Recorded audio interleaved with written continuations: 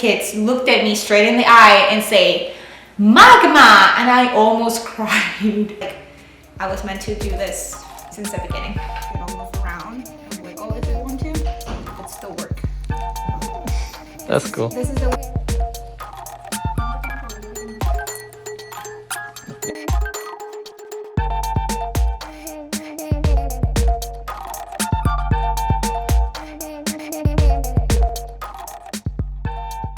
Hi everyone, welcome to Unique People. Today we're meeting with Yara, who's a special education teacher.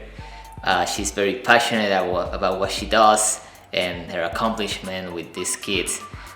Today she opens up about her struggles, her success as a special education teacher, and what she does in her day-to-day teaching experience. Thank you for joining us and enjoy this interview.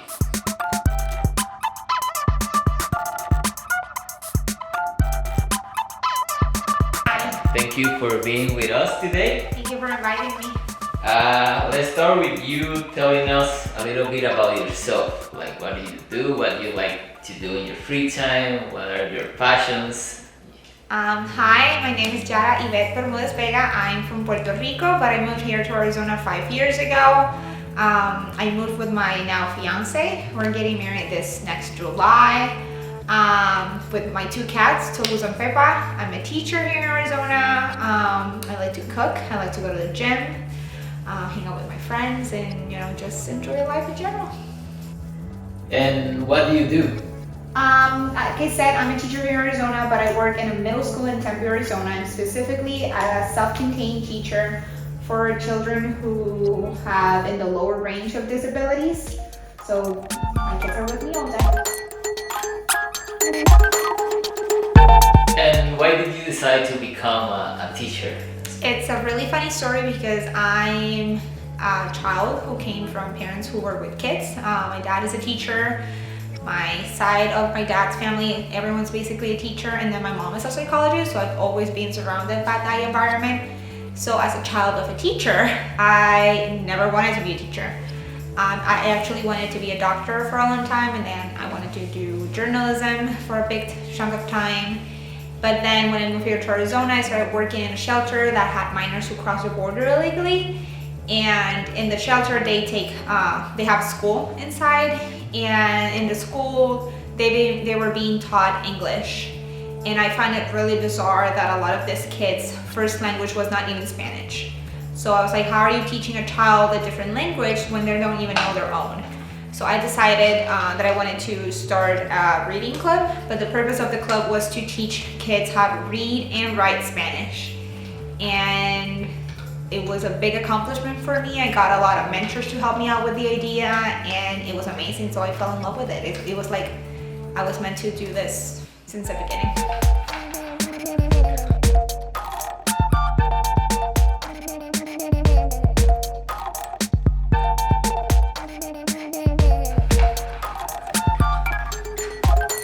And how did you actually get into the job you have right now? So for me, I already had a bachelor's in foreign languages, so I decided to pursue a master's on education. At the beginning, I thought I just wanted a general education master's, but then the master's that I ended up doing, it has a dual certification, so I have a master's in general education and special education. After 2 years, I did an ASU.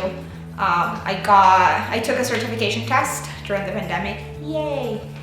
And that's how I actually got the job. The certification just helps you out, basically, certifying that you actually have a degree in education. Because as we know, currently there's a lot of people teaching who are not teachers. But it's preferable for someone to have a certification if you want to work in the public setting. So you were talking about your degree. Yes. Did you need a degree to get into your position? I'm gonna say yes.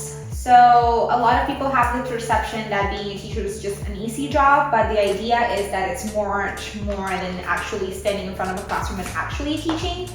So when you go to college and get a degree, it could be like a master's or a bachelor's or whatever you want to decide to do. They do not actually teach you how to stand in front of the classroom and actually teach something unless it's math, and because there's like new strategies and stuff. but they teach you how to like collect data, just how to create strategies, how to differentiate, how to do accommodations, how to integrate different types of learning activities, how to teach different types of learners. So all those kind of stuff it's the stuff that we do backstage, how to create a lesson plan. It entails a lot of like things that a teacher needs to do. And sadly, with the districts and the school department hiring people, anyone to teach, because we have such a lower percentage of actual teachers in the classroom. And I know that there's like, with the lower numbers, as a society, we're just wanting to fulfill those positions so that way we can actually teach our children for the future. It's not only hurting them, but it's also hurting the teachers who are actually in the classroom, because in my personal opinion, it's like an insult, because I spent years and a lot of money trying to get a degree, trying to get the right preparation, and the fact that you're just hiring anyone is just telling me that basically I'm not enough right now. Do you want to talk about your salary? Sure. So as a special education teacher, at least in the state of Arizona, we do get paid a little bit more than a general education teacher, because we do have a specialization for a specific population. So I am right now between $58,000 and $60,000 a year, and that's not counting stipends that I get throughout the year. So we get a retention stipend if we, decided to stay within the district, not necessarily in the same school, but within the district. If we stay, we get money for that. I say we because there's a department. We get a stipend for all the documentation. So as a special education teacher, I'm the one writing all their IEPs. There are individual educational plans for all my kids. So as their case manager, I need to document collect all the data. And if I turn in everything on time, I get a stipend for that. I get a stipend for kids' attendance. As we know, we have in the entire state, plus the entire nation, a really low range of students actually attending school. So we want to, motivate the kids to be in school. So it's the job of the teacher. We're entertainers as well to actually get the kids in school. We also get a stipend for prior appreciation. If they're happy with their job, like what we're doing, if we're communicating with them. There's it's much more than only just teaching. I also am the sponsor for student council in my school, so I get a check at the final of the year just for sponsoring student council. And I'm also coaching Girls on the Run, but in my case, because middle school is heart and soul, and I get a stipend for that as well. So he has his whole name, days of the week, his phone number as well, seasons, colors, and then this is the one that I told you that he needs to match the coin to the value, and then the value. Switching furniture around all the time, but since I have this, I don't have the space for it. Even though I love it, in my other classroom it didn't have any storage, so I have to have all this file cabinet, really big file cabinets, and other big cabinets and bookcases to have all my stuff. So that made my classroom smaller than it was already. And I have a carpet, and there's nothing worse than being a self-contained teacher and having a carpet in your classroom.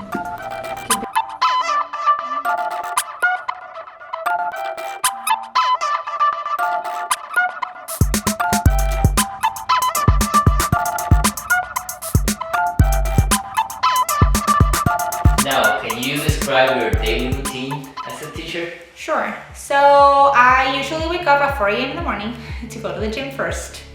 I'm maybe there for 30, 35, 40 minutes if I can extend it to that point. Get home, do the usual, get ready, breakfast, all that kind of stuff. I have to drive 20 minutes to get to my job, so I usually like to leave around 6:30, so that way I can be at 7 in my classroom.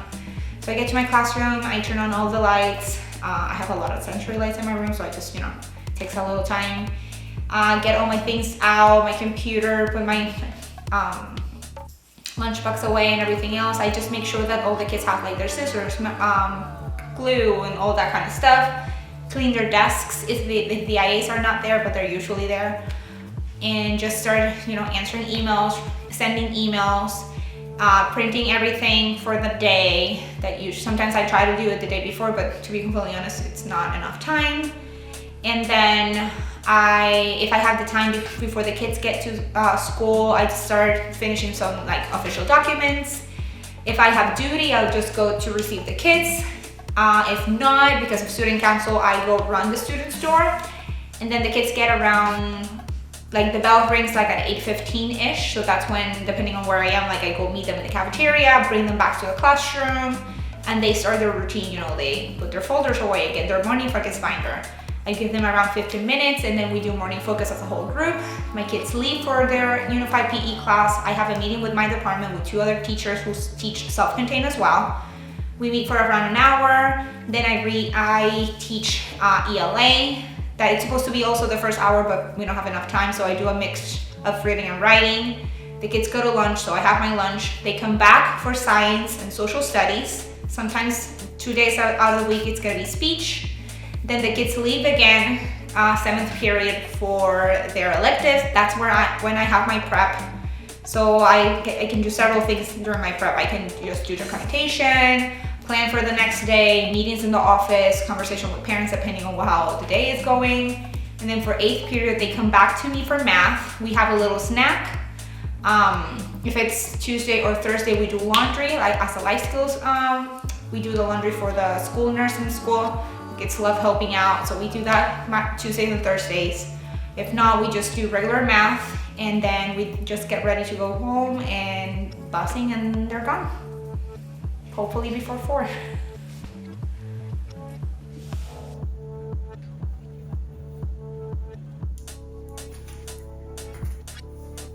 So Yara, tell me a good and a bad thing about your job. A good thing about my job is when I'm actually teaching something, and after spending weeks, days, months on something, the kids actually get it. That is amazing. Like I said in the beginning, I work with the lowest range of disability, so autism, severe autism, Down syndrome, moderate intellectual disability, mild intellectual disability. All my kids have speech impairment and other disabilities, so it's like a mixture. So when I'm telling you about the lowest, I'm telling you about kids, for example, who doesn't know the alphabet, like the letters, they have difficulty with colors and stuff like that. So even though they are in a 2-year-old, 1-year-old, 3, or maybe 4-year-old cognitive ability, they are middle schoolers. So imagine like a 2-year-old, but 6 foot tall. And even though they're at that level, I still need to engage them and present them the standards for the actual peer level. So I have 6th grade and 7th graders. So for example, we've been talking about the layers of the inner earth. That's a really big concept for them. Like, how am I going to explain a child who mentally is a 2-year-old the layers of the inner earth? So I need to find really creative ways. I'm a clown in the classroom to actually get them engaged and actually at least grasping the concept. So we were talking about it, and one of the things that I told them is that the mantle, who is so if we're going to talk about layers, it's the crust, then the mantle is the next layer. It's made of magma. So we were talking about, what we can compare it with. So I've been telling us okay, so if we could ever touch it, because it's 62 miles down, if we were riding a car, it would take us 1 hour to cross the entire crust all the way to the mantle. How is the mantle made of? It's Play-Doh, because the magma, it's a solid, but it's still liquidy-ish. So I was, through the entire lesson, I'm just asking questions, just reviewing the same concept, and I'm okay, so the mantle is made of, and then no one was speaking. And I'm okay guys, remember, it was made of Play-Doh, and then one of my lowest kids looked at me straight in the eye and say, magma, and I almost cried. This is one of the recent examples I can give you, because I can give you many more, but it's that satisfaction that even though you think they're not listening, they are. So it's really nice when they actually, remember something, and they can, you can ask them the question many times and then they just keep answering. So that's really nice. A bad thing, and as a teacher, to be completely honest, is when we don't have teachers. With everything that's been happening since the pandemic, and everything that's happening in the classroom, I know that everybody has seen the news and all that kind of stuff. A lot of teachers have quit, or a lot of teachers are just using a lot of their time, and that's okay. We are, we have the right to take, personal time. But that affects a lot, not only to the kids, but it also affects mentally the teachers who, like me, it's better to be in the classroom than taking a day off because it creates more work. And as a teacher, it makes me mad. To be completely honest, it gets me mad because that means that, for example, if an elective teacher is out, where I'm gonna send my kids, or do I need to keep my kids and then I need to cancel a meeting and then I need to cancel a conversation with a parent? Or my kids are going to another teacher that they have never met and now they're going to be having a behavior, so I will have to stop whatever I'm doing because I need to deal with this. So it's like a lot of things. I think that as a self-contained teacher, I have more concern and more responsibility with my kids because my kids are with me the entire day. So my relationship with my kids is totally different as any general ed teacher. So I'm constantly worrying about them, and I'm, making all these plans and trying to make them feel comfortable and all this kind of stuff. And then when something out of the routine happens, it creates a lot of problems that no one sees. So that's horrible.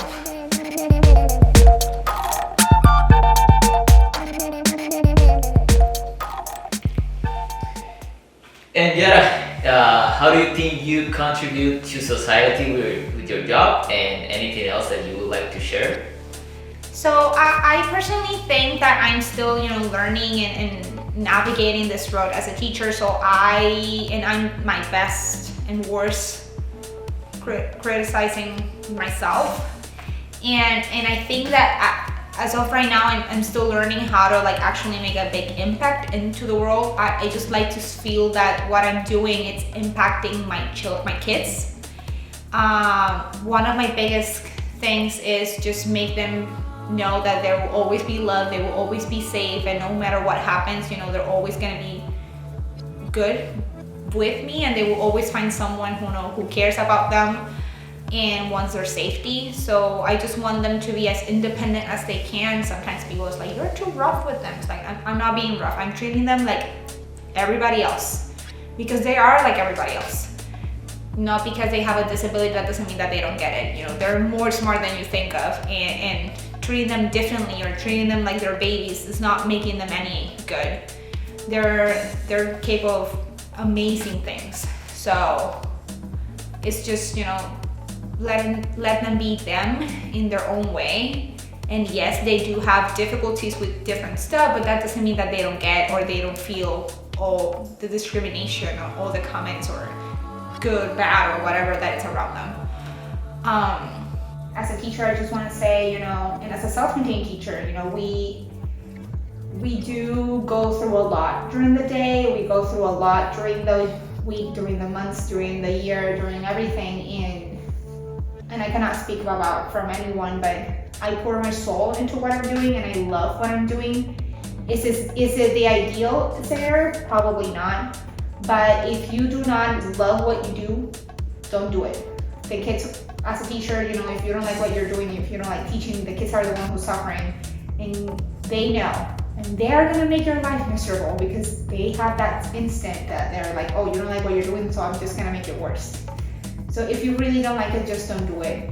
As a person outside the school scenario, be nice to teachers. You don't know how many times I've been waking up in the middle of the night because I remember that one of my kids forgot something, or it's my kid's birthday and I need to do cupcakes or get a present or do all this kind of stuff. And all this, it's not paid by the district. We do it with our own money, and we are doing it because we love what we do. They're not expecting us to. They are expecting us to do it, but they don't pay us for this. So we put together our profession and our kids before ourselves. And I think that even though all the difficulties and all the different scenarios, I still wake up every morning and I do not regret the profession that I'm in. I see myself doing this for many, many years. It makes me happy, even though sometimes I come home crying in the car. but it still makes me happy, and I love being with my kids even when they're the worst. So just be kind to teachers. All right, thank you, Yara. Thank you.